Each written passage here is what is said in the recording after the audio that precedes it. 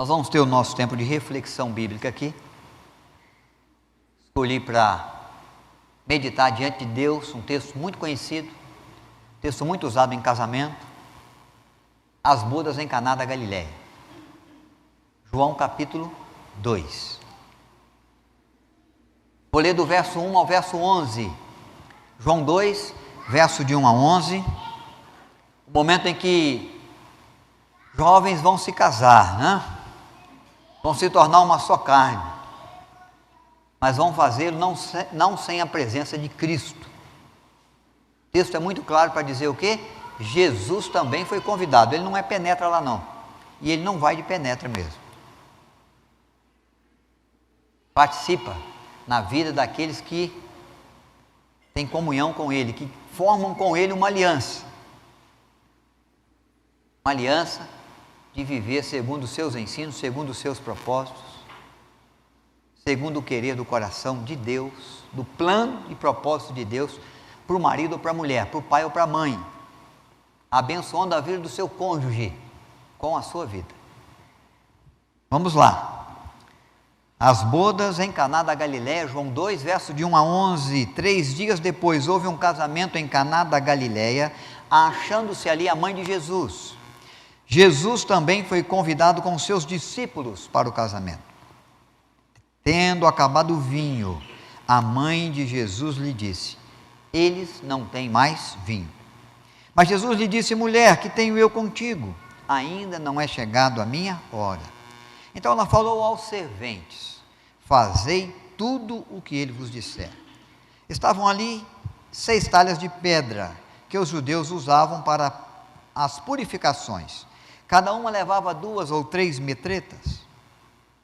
Jesus lhes disse: enchei de água as talhas. E eles as encheram totalmente. Então lhes determinou: tirai agora, levai ao mestre-sala. E eles o fizeram. Tendo o mestre-sala aprovado a água, transformado em vinho, não sabendo de onde viera, se bem que sabiam os serventes que haviam tirado a água, chamou o noivo. E lhe disse: todos costumam pôr primeiro o bom vinho, e quando já beberam fartamente, servem o inferior. Tu, porém, guardaste o bom vinho até agora. Com este deu Jesus princípio aos seus sinais em Caná da Galileia, manifestou a sua glória, e os seus discípulos creram nele. Que o Senhor possa nos abençoar na reflexão que fazemos da sua bendita palavra. Eu quero levantar algumas coisas aqui, apenas lembrar algumas coisas, né, que vão servir para a nossa reflexão nesse tempo de celebração, nesse tempo em que Marcos e Mirene vão aí buscar a memória, né, aquilo que lhes dá esperança para seguir aí por muitos outros anos ainda juntos, fortalecidos como família, como casal, instruídos sempre pelo querer, pela vontade de Deus e pelo propósito que Deus tem, que nos revela na sua palavra. Primeira coisa é essa aí, a importância de saber que Deus está presente. Hoje pela manhã, Mirene e Marcos participaram do tempo da gratidão aqui na igreja. E eles fizeram questão de proclamar uma certeza do coração e da alma deles. Se não fosse o Senhor que os ajudasse, se não fosse o Senhor que trouxesse as suas bênçãos, o guardar da sua mão, a providência bendita que supre a nossa necessidade, eles não teriam chegado até aqui. Em Caná da Galileia, um casal, provavelmente amigos de Jesus, o convida para suas bodas. Fazem questão da sua presença. E a presença de Cristo faz toda a diferença na cerimônia de casamento, lá em Caná da Galileia. Essa é a igreja lá em Caná da Galileia. A igreja das bodas. Mirene e Marcos, esse ano ainda vão estar comigo lá, para fortalecer ainda mais os votos, né, Mirene? A graça de Deus. Irmãos, irmãs, Deus tem que estar presente no nosso relacionamento. Deus tem que estar presente em tudo que a gente faz. Em todo projeto, em todo propósito. Mas um projeto tão grande, um projeto tão precioso, um projeto de amor como é o casamento, não pode faltar a presença de Deus. Se faltar, nós vamos naufragar. Porque nenhum casamento, exigindo o que exige, no seu relacionamento, no seu dia a dia, pode durar apenas em razão daquilo que nós podemos fazer. Às vezes nós achamos que sim, que nós conduzimos bem o nosso casamento, mas quando começamos a perceber as nossas limitações, entendemos que não, somos limitados. Aquilo que às vezes precisamos fazer pelo nosso filho, pelo nosso cônjuge, nós não temos condição de fazer. Aquilo que nós gostaríamos de fazer pela nossa família, às vezes nós não temos possibilidade de fazer, faz parte da nossa humanidade. Se conduzimos o nosso casamento ou qualquer projeto pela nossa capacidade, um dia vamos perceber que nós não somos capazes. E a outra coisa pior, nós vamos perceber que nós cometemos erros e os nossos erros põem tudo a perder. Os nossos erros faz vazar pelas mãos o trabalho de anos, vazar pelas mãos como se vaza a areia da praia. Por isso esse casal faz questão do quê? Da presença de Cristo. Por isso que quando eles se deparam com limitações, com impossibilidades, com problemas, Jesus vem socorrer. Jesus vai tomar iniciativa.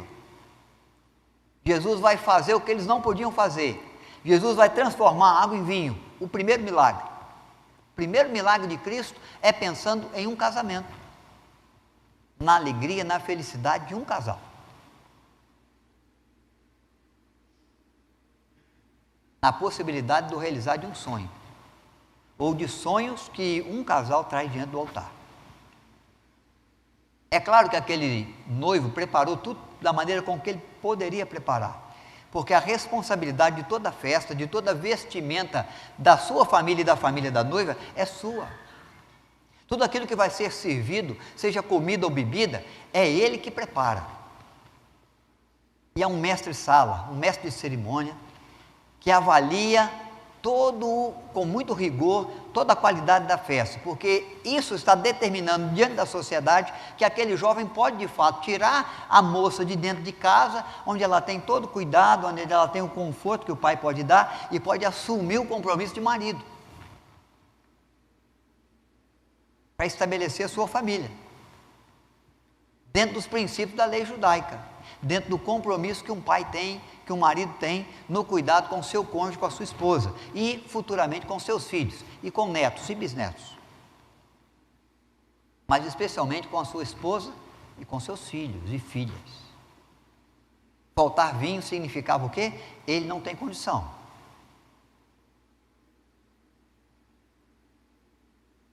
Diante da sua impossibilidade, não sei se ele não calculou bem, seria um erro, o número de visitantes, diante do seu erro, a presença de Cristo, para dar sustento ao sonho, ao casamento, à aliança que está sendo estabelecida. Então guarda isso, meu irmão, minha irmã. Eu sei que o Marco e a Milene chegou até aqui. Eles podem avaliar os seus anos de casamento, 50, cada um dos seus dias. Por muitas vezes eles vão poder dizer: se não fosse o Senhor, o que seria de nós? Se não fosse o Senhor que nos ajudasse, se não fosse a boa mão de Deus, que suprisse a nossa necessidade, que guardasse o nosso coração, que nos perdoasse em razão dos nossos erros, em razão da nossa iniquidade, do nosso pecado. Se não fosse o Senhor que estivesse conosco, se não fosse a graça de Deus que se manifestasse, a misericórdia de Deus que nos perdoa, a providência de Deus que supre a nossa necessidade, se não fosse o cuidado de Deus diante de riscos e perigos, nas muitas viagens, nas muitas idas e vindas, quando o cansaço nos desanimou, quando o problema afligiu a nossa alma, quando a circunstância difícil se apresentou para nós como uma luta na qual nós não podíamos vencer sozinhos. Se não fosse o Senhor, nós não estaríamos aqui. Então, meu querido, para o casamento ou para qualquer projeto da vida, sem Deus não dá.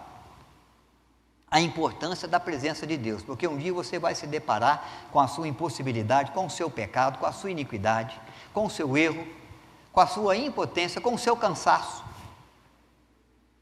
com o seu desespero, com a sua incerteza. E no casamento a gente vive esse turbulhão aí de sentimentos e essas infinitas situações e circunstâncias. Aquilo que a gente espera, aquilo que a gente sabe que existe e aquilo que a gente não espera viver e nem sabia que existia, que tinha que passar por isso. Mas é como Marcos e a Milene declarou de manhã: nós temos o Senhor conosco, é Ele que nos trouxe, é Ele que fez. O casamento em Caná da Galileia já ia ser desfeito, o sonho já seria adiado, mas Cristo estava presente. E aquilo que é impossível para mim não é impossível para o meu Deus, e aquilo que eu não posso, Ele pode. E em razão até do meu pecado, da minha iniquidade, Ele tem compaixão e misericórdia para mim. Ele trabalha as mudanças, as conversões, que fazem com que o projeto siga em frente. Ele gera a possibilidade diante da impossibilidade, minha ou do meu cônjuge, porque somos seres humanos. Mas Deus é Deus, nele não há falha, nele não há imperfeição. E para Ele não há nada difícil. E Ele pode realizar até o impossível, porque o nosso Deus é Deus de milagres. Graças a Deus, Marcos e Milene, por esse tempo e por tantas vezes, tantos momentos, tantas situações, circunstâncias em que o Senhor os ajudou. Estendeu para vocês as suas mãos. Agora existe a nossa participação na obediência ao Senhor, na obediência aos seus propósitos. Maria vai dizer aos serventes: façam tudo o que Ele vos disser. Haviam talhas usadas para as purificações. As pessoas iam se lavar para participar dos cerimoniais religiosos. Essa é uma talha típica do tempo de Cristo. Não é essa, onde foi deitada a água e a água transformada em vinho, mas muito parecida com essa.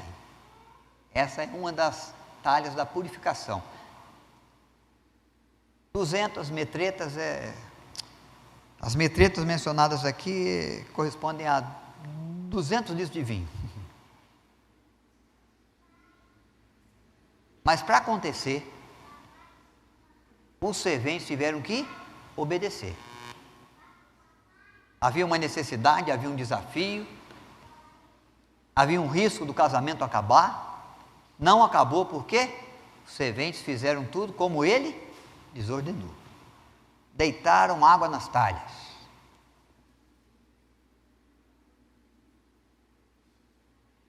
Tomaram o líquido que tinha dentro e levaram para o mestre a provar. Faz tudo o que Ele vos disser.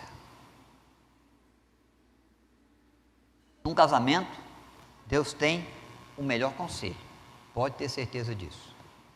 Diante daquilo que eu penso, diante da agenda que eu faço, diante do planejamento que eu criei para a minha família, eu posso estar muito errado, eu posso estar muito enganado, pode sair tudo certo, pode sair tudo diferente. Algumas vezes sai certo, na maioria das vezes sai muito diferente. Mas para cada situação, para cada circunstância, há um guiar do Senhor, há uma direção do Senhor, há um ensino do Senhor, há uma correção, há uma disciplina, há um caminho que Ele aponta. Jesus, no Sermão do Monte, um dos mais belos sermões da Bíblia, no final dele, no capítulo 7, ele vai encerrar dizendo assim: se o sujeito é inteligente, se ele é sábio, ele vai conduzir tudo conforme aquilo que eu lhe ordeno, conforme todo o meu ensino.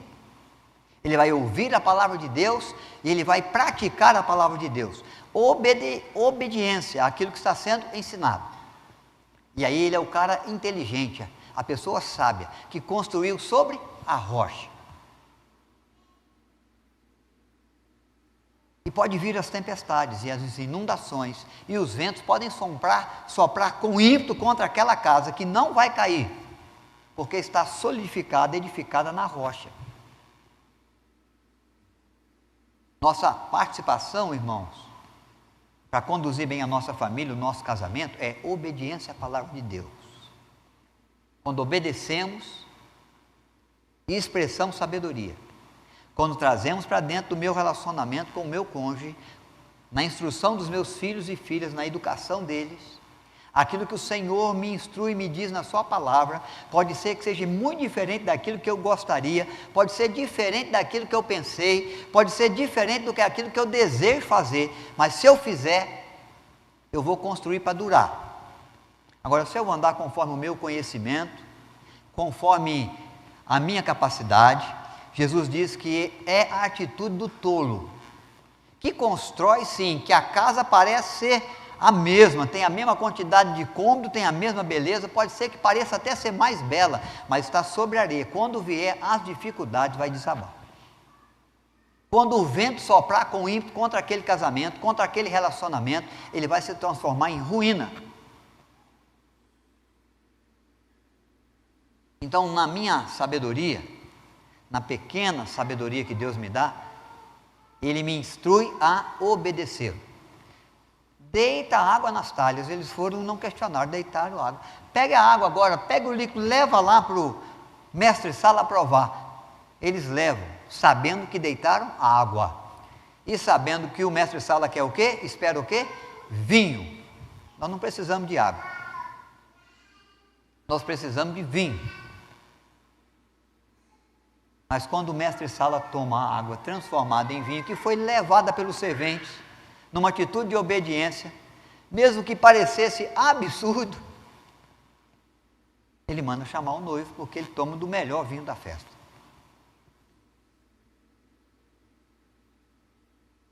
Marcos e Mirene, Maurício também com Regina. Irmãos, o que leva adiante, o que traz bom resultado, é a nossa disposição em obedecer. Trilhando o caminho que Deus prepara, não as veredas que a gente quer. Fazendo aquilo que está de acordo com o propósito de Deus, não com aquilo que vai no nosso coração só. Olhando para a palavra de Deus, conhecendo os ensinos e trazendo essa palavra para dentro da nossa vida, do nosso casamento. Eu, meu cônjuge e Deus. O Marcos fez questão de lembrar. Bordão de 3 pontas, né? Bem amarrado, bordão que não se quebra facilmente. Porque o ser humano tem um coração enganoso, diz a Bíblia. E o caminho que o ser humano faz, mesmo que pareça bom, é caminho de morte. Morte para ele, morte para os sonhos, para os projetos. Morte para o casamento, morte para a família. O que sai só da gente mata, mas o que vem de Deus vivifica, diz a Bíblia. Nossa participação, irmãos, é obediência. Deus preparou tudo, Deus ensina tudo. Deus tem uma instrução para tudo e para todos os momentos. O que Ele quer saber de nós é: você é sábio ou tolo? Você vai agir como aquele que tem sabedoria ou como aquele que é tolo no seu entendimento? Vai confiar em si mesmo? Vai confiar no seu título, vai confiar na sua agenda, ou vai confiar no projeto que eu tenho? Vai trilhar o seu caminho, vai andar segundo as veredas do seu coração, ou vai andar no caminho que eu preparei, seguindo a minha vontade, mesmo quando ela bater de frente com a sua? Porque quando a gente casa, às vezes a gente casa pensando assim: eu vou casar para ser feliz, e o propósito de Deus já é outro, é casar para fazer a felicidade do outro. Eu vou casar porque eu quero ser amado. O propósito de Deus é que eu case para amar o outro com amor sacrificial, mesmo que eu não seja amado, eu continue amando. Mesmo que eu não veja e não tenha cuidado, eu continue cuidando. Mesmo que as coisas não estejam trazendo aquela alegria que eu esperava, eu continue fazendo do jeito que Deus quer. Porque é aí que a alegria um dia vai vir. Mesmo que eu tenha andando no desespero, eu siga a orientação de Deus, e aí eu vou ver a esperança. Mesmo que eu me depare com situações, com circunstâncias com as quais eu não posso, eu obedeço a Deus, e Ele vai tornar possível, vai abrir aquela porta que ninguém poderia abrir para mim. Vai tornar possível aquilo que eu não alcançaria com a minha mão. E nós estamos falando aqui de uma bodas, mas isso serve também como primeiro ponto, para qualquer projeto da vida, o complexo, o difícil, o grandioso, o longo, ou aquele pequeno, curto, simples. Primeiro, se não tiver o Senhor, se não entender a importância de Deus, não vai. Se não seguir com obediência, não dura. Hoje nós temos um mundo de relacionamentos descartáveis. Eu começo, se não der certo, eu troco por um outro. O casamento não é assim. O casamento é o relacionamento que dura, que rompe o tempo, que transpõe os obstáculos. Só que eu não faço isso por mim. Na maneira que eu caminhar por mim, eu naufrágio. Na maneira que eu agir dentro daquilo que eu quero, fora da obediência ao Senhor, o que acontece? Se transforma em ruína. É o projeto do estudo, é o projeto da família, é o projeto da vida profissional, é o projeto da amizade com alguém, do convívio em sociedade, do convívio com o vizinho. Qualquer projeto que você se envolver, precisa da presença e da bênção de Deus. Se o Senhor não edificar a casa, em vão trabalham os que edificam. E precisa da obediência, senão você está construindo sobre areia. A casa parece igual, mas não é, não tem o mesmo fundamento, ela não vai resistir, quando de fato ela for provada, quando a tempestade chegar, quando o momento difícil vier. Todo casamento vive um momento difícil, vive bons momentos, momentos de alegria, momentos de colheitas, momentos de bons resultados, momentos frutíferos, mas é como a vida de qualquer um, casado ou solteiro, tá? Tem tempo difícil também, tem tribulação, tem aflição. A obediência no Senhor faz as coisas acontecer, faz água ser transformada em vinho, transforma água em vinho, transforma impossibilidade em possibilidade. É o agir que Ele espera de nós, nos recursos, nas possibilidades que Ele já criou, na sabedoria que Ele tem, porque Ele sabe o que é melhor para nós. Uma outra verdade é o desafio que esse texto traz para nós: cada dia o melhor. Irene e Marcos ali celebrando os 50 anos, mas já tem uma família aí que transformou essa vida muito melhor, a vida do Guilherme e da Gisele, do Léo e da Verônica, da Isabela e do Daniel, do Davi e também do Samuel.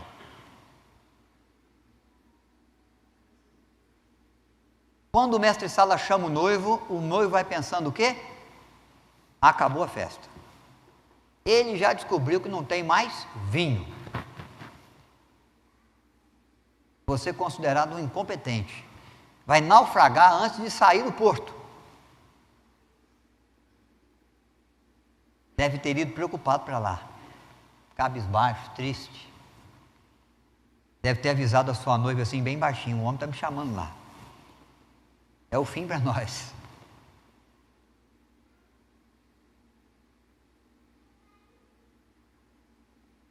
Quando o mestre Sala traz a sua expressão, dá a sua palavra, ele surpreende o noivo, tem certeza disso. O olhar triste, preocupado, vai se tornar num semblante alegre. O mestre Sala vai chamar o noivo, vai dizer para o noivo assim: todos servem primeiro o quê? O bom vinho. Quando corre a festa, é festa de judeu, é festa de 5 dias, de 6 dias, de 8 dias, de 10 dias, se vimos então o inferior. Você não, guardou o melhor vinho até agora. Marcos, Mirene, o desafio para nós é esse. 50 anos, né?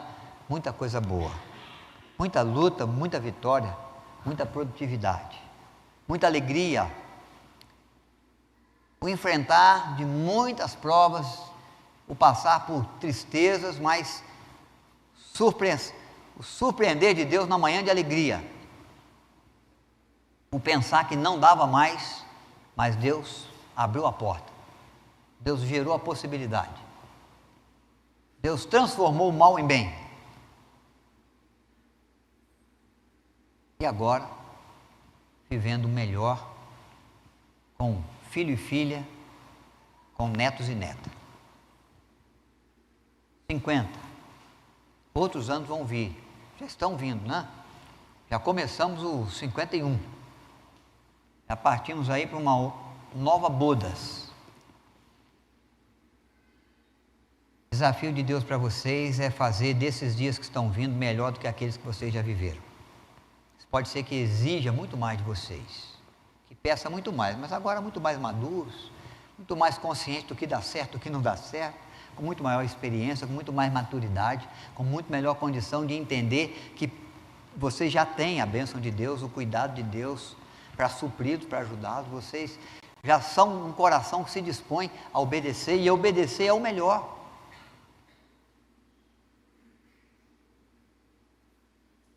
Mas no desejo de que ela possa dizer: Marcos, Marcos, hoje ainda estou mais feliz, você é um marido ainda melhor do que ontem. E ele poder dizer, né, Mirene, olha, meu bem, 51 anos, né? E esse foi o melhor de todo o tempo que nós vivemos juntos. Queridos, Deus nos desafia a viver assim.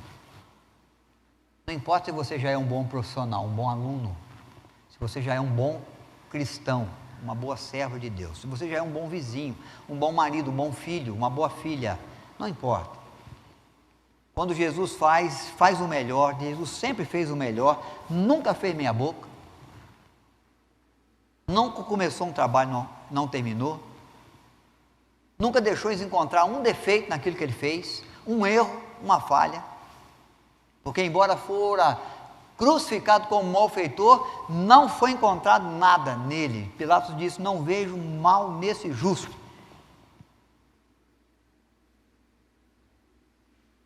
Jesus nos dá o exemplo, como em tudo na vida, o exemplo é sempre Cristo. Quando ele faz o primeiro milagre, ele faz para desafiar aquele casal a viver hoje melhor do que amanhã. Ser um marido amanhã melhor do que hoje, e um pai e uma mãe depois da manhã melhor do que amanhã ainda. Nós não podemos relaxar. E é bem verdade que no texto João já adverte. Aliás, o mestre Sala adverte. Todos relaxam. Todos se acostumam. Todos caem na mesmice. Todos se preparam bem para o início. Depois que conquistam, deixa rolar, deixa ir do jeito que dá, deixa a vida levar. Vamos fazendo o que dá para ver como é que fica.